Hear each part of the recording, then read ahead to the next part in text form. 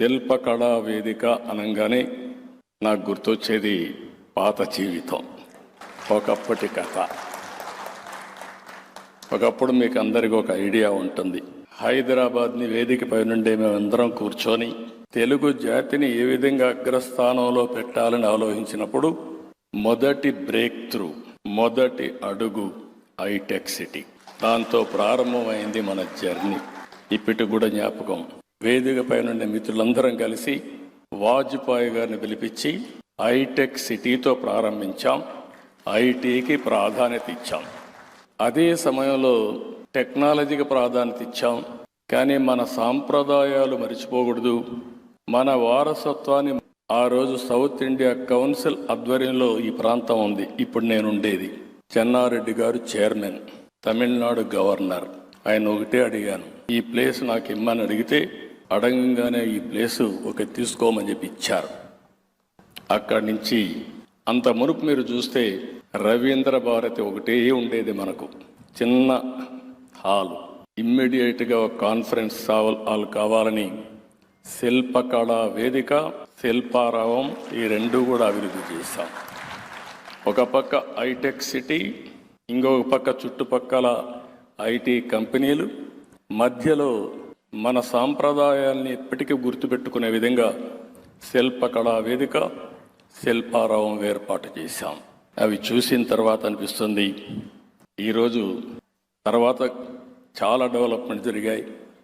Bill Clinton వచ్చినప్పుడు 2 నగరాలుంటే ఈ 2 నగరాలకు 3వ నగరాన్ని యాడ్ చేయాలని హైదరాబాద్, సికింద్రాబాద్కి అదనంగా సైబరాబాద్ నగరాన్ని కూడా నామకరణం చేసి ఈరోజు సైబరాబాద్ని తీసుకెళ్ళాం.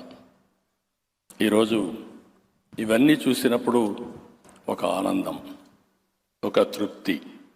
రాజకీయ జీవితాల్లో ఏ వ్యక్తికైనా కావాల్సింది మనం చేసిన పనులు శాశ్వతంగా ప్రజలకు ఫలితాలు ఇచ్చినప్పుడు దానికంటే మించిన ఆనందం ఏది ఉండదని మరొక్కసారి మీ అందరికీ విజ్ఞప్తి చేస్తున్నా. తెలుగు జాతి చరిత్రలో ఒక ప్రత్యేకమైన స్థానం ఉంది. మనం అనేక సందర్భాలు చూసాం. ఒకప్పుడు హైదరాబాద్ స్టేట్, మెడ్రాస్ ప్రెసిడెన్సీలో భాగం ఆంధ్రప్రదేశ్, 2 రాష్ట్రాలు కూడా కలిసి ఆంధ్రప్రదేశ్ రాష్ట్రం.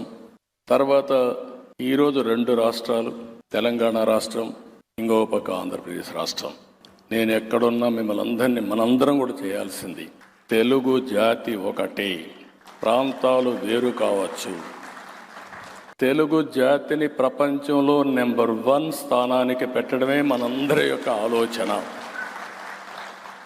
రాజకీయ పార్టీలు వేరు కావచ్చు, రాజకీయాల్లో కొంతమందికి అవకాశాలు వచ్చినప్పుడు వాళ్ళు పనులు చేయొచ్చు. ఈరోజు మనం గుర్తుపెట్టుకోవాలి, పివిఎన్ నరసింహారావు గారు ఈ గడ్డ మీద పుట్టిన వ్యక్తి. ఆర్థిక సంస్కరించి దేశం యొక్క దిశ మార్చారు.